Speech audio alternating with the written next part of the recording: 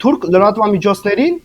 սկզբում ես սա նշում եմ, շատ հստակ ուշադիր եղեք եւ եթե ոմանք չեն տեսել, թող նորից նայեն, ժամանակ հատկացնեն, ուղղակի սկիզբը նայեն եւ վերջը նայեն, այնտեղ մոտավորապես 1.5 ժամ է տևում այդ հարցազրույցը։ Սկզբում թուրք լրագրողը ասում է, որ Թուրքիայում կա այդպիսի տարածված խոսք, որ ջուրը տրվում է փոքրին, խոսքը մեծին։ Այս ֆրազան ասելուց հետո ինքը, տեսեք, որպես հյուր անգամ խոսքը չտվեց Նիկոլ Փաշինյանին։ Ինքը խոսքը պահեց եւ շարունակեց իր հարցը տալ։ Ես կարծում եմ սա ազդակ էր ինչ որ Թուրքիայից ուղարկված։ Ջուրը փոքրին, խոսքը մեծին։ Դրանից հետո ամենավերջում, երբ որ նորից կարծեմ նույն թուրք լրագրողներ, հենց նույններ, ինքը նորից հարց տվեց Նիկոլ Փաշինյանին։ Դուք ինչ եք ուզում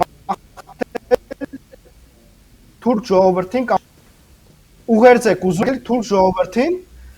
եւ Նիկոլ Փաշինյանը նույնը կրկնեց։ Այդ խոսք ջրի մասին, խոսքի մասին։ Հիմա սա ինչպես հասկանալ, որ Հայաստանը ինչ որ այդ փոքր, մեծ, այդ գաղափարի մեջ է ուզում մտնել,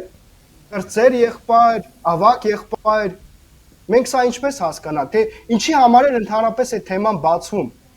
ինչի համար երկու անգամ կրկնվեց այդ թեման, փոքր եւ մեծի մասին, ինչու սկզբում թուրք լրագրողը դա բարձրաձայնեց, իսկ վերջում Նիկոլ Փաշինյանը կարող էր շատ հետաքրքիր չէ խոսք հնչեցնել թուրք ժողովրդին եւ թուրք իշխանություններին, բայց դրա փոխարեն ինքը մոտավորապես 1.5-2 րոպե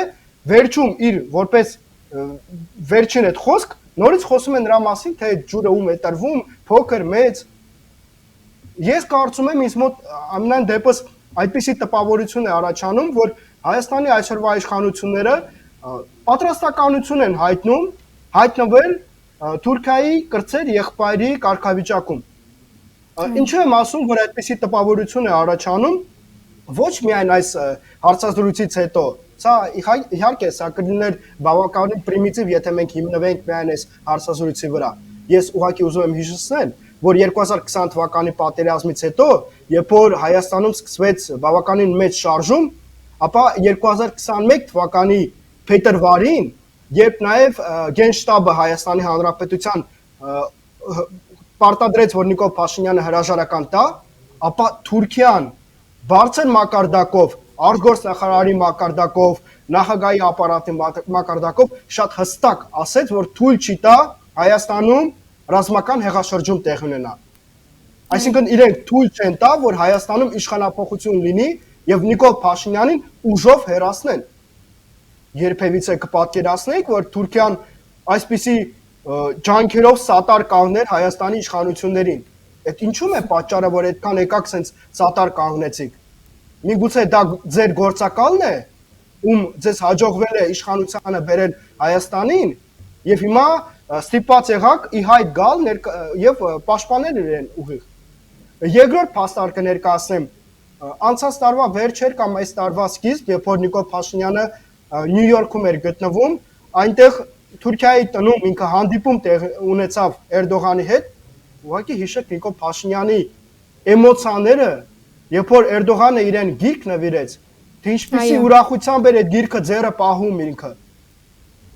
Հասկանում եք, սա բազմացիվ ես կարող եմ մեր եթերի ընթացքում այնքան փաստեր ներկայացնել, այնքան մեծ թվով փաստեր ներկայացնել, որոնք վստահորեն ներկայացնում են ստեղծված իրավիճակը եւ կարող են հաստատել իմ այդ կարծիքը, որ Հայաստանի այսօրվա իշխանությունը հանձինս Նիկոլ Փաշինյանը պատրաստ է ստանձնել